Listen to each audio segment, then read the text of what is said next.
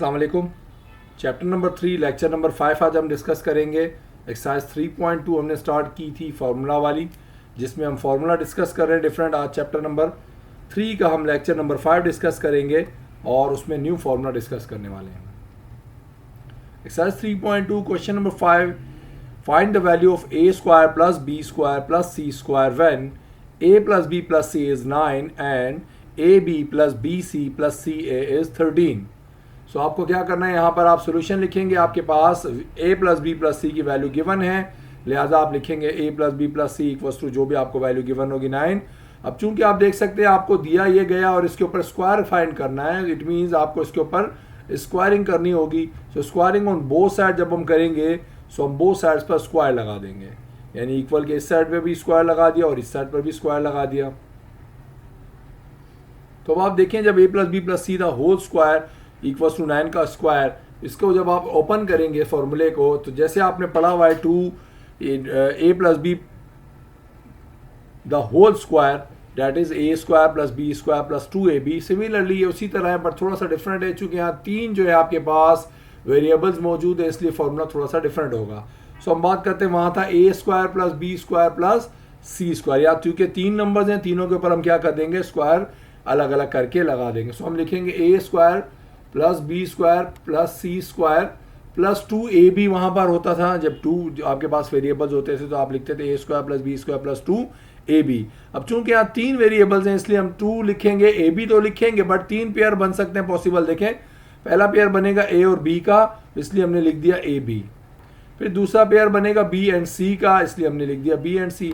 और तीसरा पेयर बनेगा c और a का, तो इसलिए हम हमेशा क्या करेंगे, a plus B plus C the whole square जब भी लिखेंगे उसको लिखेंगे a square plus B square plus C square plus 2, then bracket में लिखेंगे क्योंकि 2 सबके साथ मल्टीप्लाई होगा, क्योंकि हमेशा पेयर्स में हमेशा जो भी a b b c c आता है उसके साथ 2 मल्टीप्लाई हो रहा होता है, इसलिए हम 2 एक कॉमन करके लिख देंगे और ब्रैकेट में तमाम जो इसके आप कह सकते हैं जो पेयर्स बनेंगे a b b c और c a के वो लिख देंगे।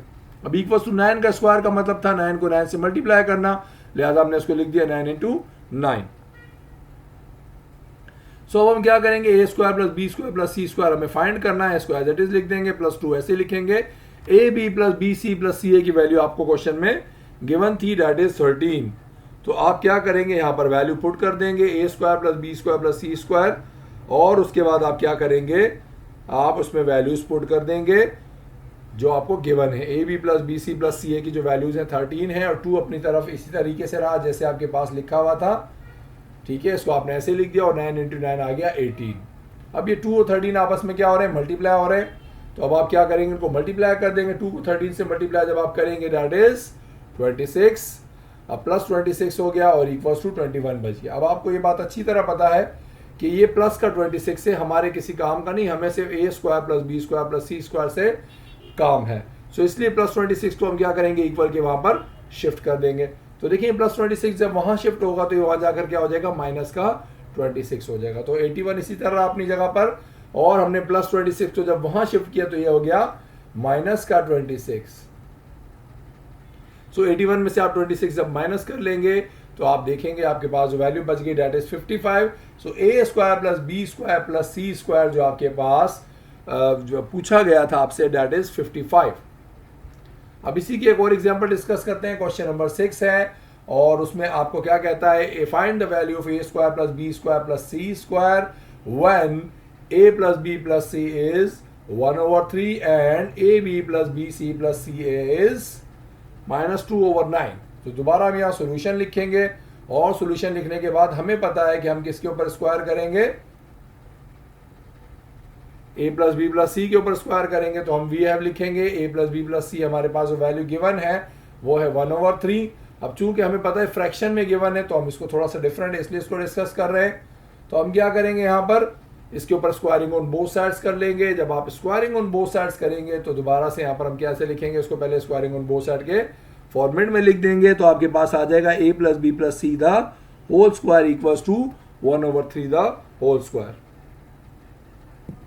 अब हम क्या करेंगे, मजीद इसमें आप देख सकते हैं, इसको जब हम फॉर्मूले को एक्सपेंड करेंगे, कैसे एक्सपेंड करते हैं, पहले नंबर का स्क्वायर आएगा, फिर प्लस दूसरे नंबर का स्क्वायर आएगा, प्लस तीसरे नंबर का स्क्वायर आएगा, प्लस 2 आएगा, फिर तीनों पेयर्स जो बन सकते हैं a b b c and c a उनको लिखेंगे। अब यह इंटरेस्टिंग जो फैक्ट है वो ये है, यहाँ पर आपको क्या करना है, 1/3 का स्क्वायर लिखा हुआ है। सो याद रहे ये स्क्वायर जो है 1/3 के ऊपर स्क्वायर है, तो इस मीन्स 1 का भी स्क्वायर निकलेगा और 3 का भी स्क्वायर निकलेगा। इसको हम ज़्यादा सिंपल अगर समझना चाहें कैसे लिखेंगे, तो हमें पता है किसी भी चीज़ के स्क्वायर का मतलब क्या होता है, उसको उसी से मल्टीप्लाई करना।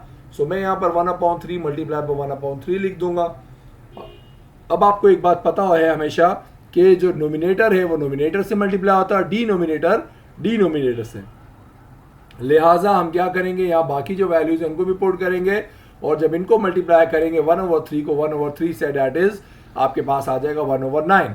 सो यहाँ हम लिखते हैं a² plus b² plus c² plus 2, और ab plus bc plus ca की जगह में वैल्यू गिवन थी -2/9 इक्वल्स टू 1 1 ज़ा 1 और 3 3 ज़ा 9। ये मेरे पास वैल्यू आ गई।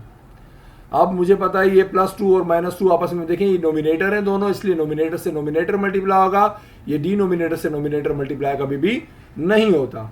सो हम यहाँ क्या लिखेंगे, a² plus b² plus c² लिखेंगे, बट प्लस माइनस जब माइनस हो जाएगा और 2 2 ज़ा 4 हो जाएगा, तो ये माइनस हो जाएगा और 2 2 ज़ा 4/9 इसी तरीके से बच गया। जबकि इक्वल के बाद आपको पता है 1/9 जो था वैसे लिख दिया। दोबारा इसको समझ लेंगे, ये देखिए ये नोमिनेटर है, नोमिनेटर से मल्टीप्लाई होगा, डिनोमिनेटर अगर होता तो डिनोमिनेटर से मल्टीप्लाई होता। जैसे यहाँ नोमिनेटर से हुआ, डिनोमिनेटर से, जबकि यहाँ सिर्फ नोमिनेटर है, ये तो इसलिए नोमिनेटर से मल्टीप्लाई होगा, डिनोमिनेटर जो था वो सेम वैसे ही रह जाएगा, और प्लस माइनस माइनस हो गया, 2 2 ज़ा 4 हो गया, ओवर 9 इस तरीके से रहा। अब हम क्या करेंगे, इसको मजीद सिंप्लीफाई करेंगे। मजीद सिंप्लीफिकेशन के लिए आप क्या करेंगे, आपको पता है a² plus b² plus c² -4/9 equal है 1/9 के। अब हमें पता है -4/9 जो है हमें इसको इक्वल के वहाँ शिफ्ट करना है। उसकी वजह ये क्योंकि हमारे पास जो वैल्यू रिक्वायर्ड है उसमें किसी काम का नहीं है। सो -4/9 को जब मैं इक्वल के वहाँ भेजूंगा तो वहाँ जाकर क्या करेगा, प्लस का 4/9। याद रहे ये ऐसा नहीं हो सकता कि आप सोचिए 9 यहाँ डिवाइड हो रहा वहाँ जाकर मल्टीप्लाई करेगा, नहीं। 9 अगर इस पूरी साइड से डिवाइड हो रहा होता तो बिल्कुल वहाँ जाके मल्टीप्लाई करता। चूंकि 9 सिर्फ इस एक नंबर के नीचे लिखा हुआ है, इसलिए ये हमेशा एक पूरा नंबर कंसीडर होगा। ये ऐसे कभी भी नहीं हो सकता कि 9 यहाँ डिवाइड हो जाए वहाँ जाकर मल्टीप्लाई करे। 9 ऐसा कब करेगा, जब ये पूरी साइड से डिवाइड हो रहा होता 9, तो वहाँ जाकर मल्टीप्लाई करता। अब ये पूरा एक नंबर है -4/9, तो वहाँ जाकर क्या करेगा, प्लस का 4/9। अब आप यहाँ देख सकते हैं दोनों के डिनोमिनेटर जब सेम हो तो हम ऊपर वाले जो एलिमेंट्स होते हैं नोमिनेटर्स उनको डायरेक्टली ऐड कर देते हैं।